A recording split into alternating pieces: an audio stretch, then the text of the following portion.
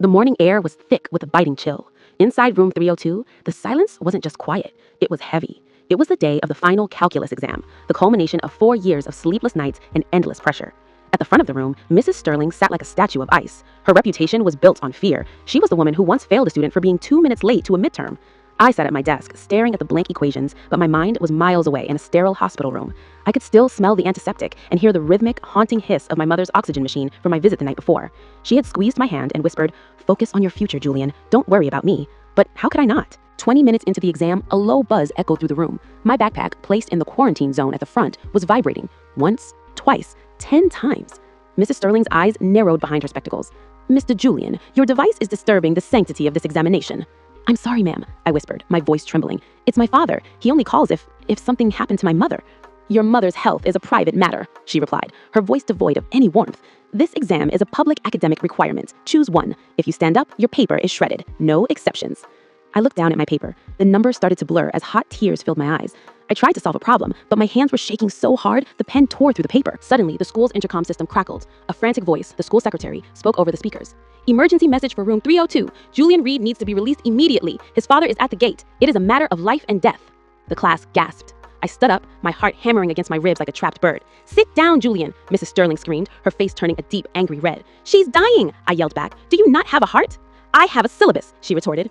In a move that shocked everyone, she marched to the door, slammed it shut, and turned the heavy brass key. She tucked the key into her blazer. "This room is now in lockdown until 11 a.m. Anyone who attempts to leave will be charged with academic misconduct and trespassing." I felt a wave of pure, cold despair. I checked my smartwatch, a final birthday gift from my mother. A text message appeared. "Julian, the doctors are stopping the machines. She's asking for you. Please, son, run."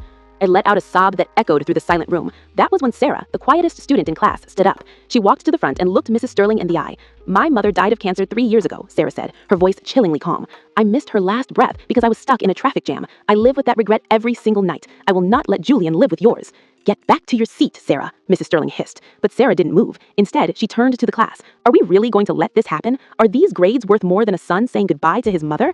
One by one, students began to stand. Leo, the star athlete, walked to the back window. "The door is locked, but the spirit of this class isn't," he said. He grabbed a heavy dictionary and smashed it against the window pane. Crash! The sound of breaking glass was the most beautiful thing I had ever heard.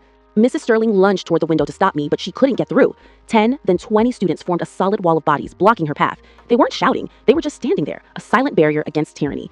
"Go, Julian," Leo shouted, helping me onto the window ledge. "Don't look back, we've got you." I jumped. The 5-foot drop stung my ankles, but I didn't care. I ran across the football field, over the school fence, and didn't stop until I saw my father's car. The hospital hallway felt miles long. I burst into room 412. The air was still. My father was sitting by the bed, his head buried in his hands. "Am I too late?" I gasped. My mother's eyes flickered open. She looked at me, her eyes clouded but filled with a sudden spark of recognition. I grabbed her hand. It was cold. So cold. "I'm here, Mom. I broke out. I made it." She smiled. It was a small, tired smile that said it all. She squeezed my hand one last time, a final "I love you" conveyed through touch. Then, the long, continuous beep of the heart monitor filled the room. I had been there for exactly 3 minutes, but those 3 minutes were worth more than 100 years of exams. The calculus mutiny became a legend. When I returned to school a week later for my mother's memorial, I found that the school board had seen the viral video recorded by a student during the lockdown. Mrs. Sterling was gone, dismissed for unethical conduct and psychological distress. But the real victory wasn't her losing her job. It was on graduation day. When it was my turn to walk the stage, the entire class stood up and cheered. I didn't have a trophy or a medal, but as I looked at the empty chair where my mother should have been, I felt her presence. I looked at Sarah and Leo, the friends who risked everything for me. We didn't just learn math that year. We learned that the most important thing you can ever be in this life is human.